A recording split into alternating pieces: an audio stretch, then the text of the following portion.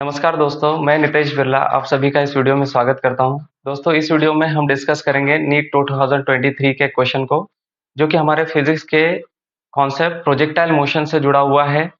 Projectile motion में कोई भी ऑब्जेक्ट किसी एंगल पर फेंका जाता है, हॉरिजॉन्टल के किसी एंगल पर, हॉरिजॉन्टल डायरेक्शन से किसी एंगल पर फेंका जाता है। सपोज कि ये एंगल थीटा है, तो ये आगे इस तरीके से जा करके कहीं पर गिरता है।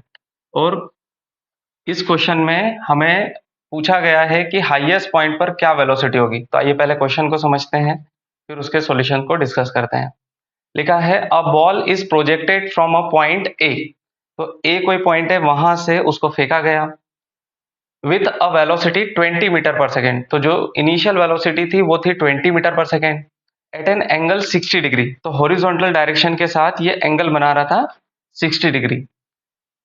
Eight the highest point B of the path, जो ये पाथ फॉलो करेगा प्रोजेक्टाइल, उस पाथ के हाईएस्ट पॉइंट बी पर the velocity v of the ball will be. ये v वेलोसिटी कितनी होगी हमें ये पता करके बताना है। तो देखिए, प्रोजेक्टाइल मोशन में किसी भी ऑब्जेक्ट को अगर किसी एंगल थीटा पर फेंका गया, सपोज कि ये इनिशियल वेलोसिटी u के साथ फेंका गया, इनिशियल वेलोसिटी u से इसको फेंका गया, थीटा एंगल से इसको फेंका गया, तो इस u वेलोसिटी के दो कंपोनेंट्स होंगे, एक होगा u cos थीटा और एक होगा u sin थीटा।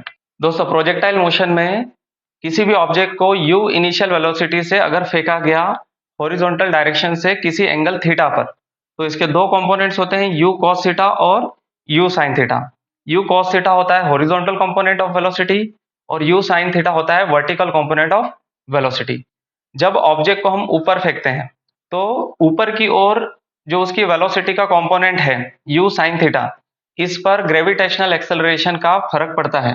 तो जब ऑब्जेक्ट ऊपर जा रहा होता है तो ग्रेविटेशनल एक्सेलरेशन नीचे होने के कारण ये ऑब्जेक्ट धीरे धीरे धीमा होते जाता है, और जब ऑब्जेक्ट नीचे आ रहा होता है तो यही ग्रेविटेशनल एक्सेलरेशन उसको तेजी दे रहा होता है, नीचे उसकी वेलोसिटी को बढ़ा रहा होता है। लेकिन जो हॉरिजॉन्टल कंपोनेंट होता है, इस पर किसी भी प्रकार का कोई इफेक्ट ग्रेविटेशनल एक्सेलरेशन का नहीं होता है। तो उस कारण से जो इसकी इनिशियल वैल्यू होगी वही वैल्यू पूरे पाथ के दौरान कंटिन्यू रहेगी। अब हमें कहा गया कि हाईएस्ट पॉइंट बी पर इसकी वेलोसिटी कितनी होगी। तो देखिए क्या होता है, ग्रेविटेशनल एक्सेलरेशन के कारण जब ऑब्जेक्ट ऊपर की ओर जा रहा है तो सबसे हाईएस्ट पॉइंट पर जब ऑब्जेक्ट पहुंचेगा वहां पर उसका वेलोसिटी का वर्टिकल कंपोनेंट 0 हो जाएगा और वहां से ऑब्जेक्ट नीचे आने की शुरुआत कर रहा होता है। तो इसीलिए जब हाईएस्ट पॉइंट पर होगा, हम बोल सकते हैं या ये प्रूवन है, फैक्ट है कि हाईएस्ट पॉइंट पर वर्टिकल कंपोनेंट ऑफ वेलोसिटी 0 हो जाता है। तो सिर्फ वहां पर कौन सा कंपोनेंट रहेगा, हॉरिजॉन्टल कंपोनेंट, और हॉरिजॉन्टल कंपोनेंट पूरे पाथ के दौरान कभी भी चेंज नहीं होगा, उसकी वैल्यू शुरुआत में जो थी वही लास्ट तक मेंटेन रहेगी। तो देखिए यहाँ पर जो हमें वैल्यूज दी हुई हैं कि u की वैल्यू है हमारे पास 20 metre per second, angle theta हमारे पास 60 डिग्री है। तो इसी से हॉरिजॉन्टल कंपोनेंट हम निकाल लेंगे। तो हॉरिजॉन्टल कंपोनेंट और हमें पता करना है कि वो हाईएस्ट पॉइंट पर v है, तो ये हो जाएगा u cos थीटा के बराबर। u का वैल्यू है 20 और cos 60 डिग्री का वैल्यू होता है 1/2। तो 20 इंटू 1/2, यहाँ से हमें ये 10 वैल्यू आया 10 मीटर पर सेकेंड।